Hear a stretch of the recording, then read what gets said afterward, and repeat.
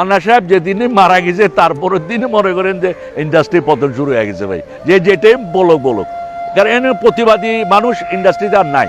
আহা আহা, মান্নার মতো অভিনেতা তো মনে হয় পৃথিবীতে আছে কিনা সন্দেহ ভাই। আমি ঘটনা বলি আমার।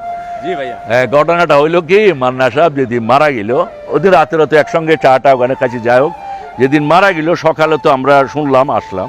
আসার সময় আমি মগবাজার থেকে আসতে পারতেছিলাম না, আমার গাড়ি ছিল স্টারলেট, টয়োটা স্টারলেট, আমার আটকা ফেললো।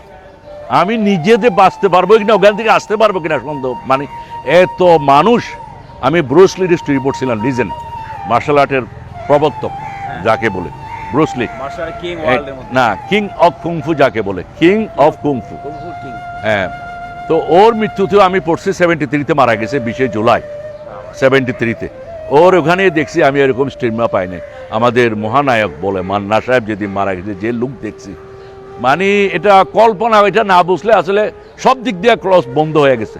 আমরা এক পর্যায়ে চিন্তা করলাম, এফডিসি কর্তৃপক্ষ, পরিচালক, সম্মানিত শিল্পী সবাই চিন্তা করলো হেলিকপ্টার দিয়ে আমরা তাকে শহীদ মিনারে নিয়ে যাবো।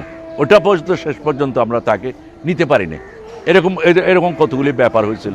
তো মান্না সাহেবের সঙ্গে এটা, মান্না সাহেব যেদিনই মারা গেছে তারপরের দিনে মনে করেন যে ইন্ডাস্ট্রি পতন শুরু হয়ে গেছে ভাই, যে যেটাই বলুক কারণ এর প্রতিবাদী মানুষ ইন্ডাস্ট্রিতে আর নাই। মান্নার মতো প্রতিবাদী অনেকে অনেক কিছু বলে, হ্যান দেন অমুক সমুক বলে, মান্নার মতো প্রতিবাদী মানুষ কিন্তু নাই। কিন্তু এই যে মানুষের জন্য, শিল্পীদের জন্য, পরিচালকের জন্য যে সম্মান, যে ভালোবাসা ছিল, আর একটা কোনো হিরো, কোনো আর্টিস্ট খুব কম, হয়তো দু একজনের আছে, কিন্তু মান্নার মতো ছিল না। মান্না অলওয়েজ প্রতিবাদী মানুষ ছিল।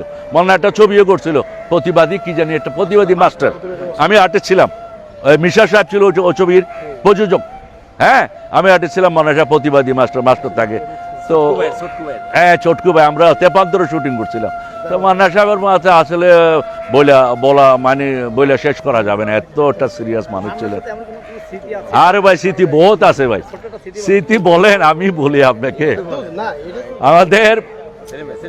আমাদের বলি, মান্না সাহেবের সঙ্গে একটা মেইন স্মৃতি হইলো আমার কক্সবাজার হোটেল কস্তুয়া। হ্যাঁ, তো পপির সাথে আমার সিন মান্না ভাই ইন করবে। তো আমাদের ফাইটারটা ছিল আরমান সাহেব। তো আমি তো তখন ফুল ইয়ং অ্যাকশন, আমার হাতে তো তখন মনে করে মারলে বাতাস যায়, কি বাতাস, কি হিরোরা ভয় পায়, বলে যে এটা কোবরা কি করে, এরকম স্পিডে মারলে ফাইট করবো না তার সঙ্গে, এরকম বলে হিরোরা। মান্না ভাই বলে এটা আপনি এত স্পিডে মারেন কে, এত স্পিডে কেল লাগে মারেন মেয়ে, ভয় লাগে মেয়ে, এরকম একটু দুষ্টুমি করে বলতো আর কি।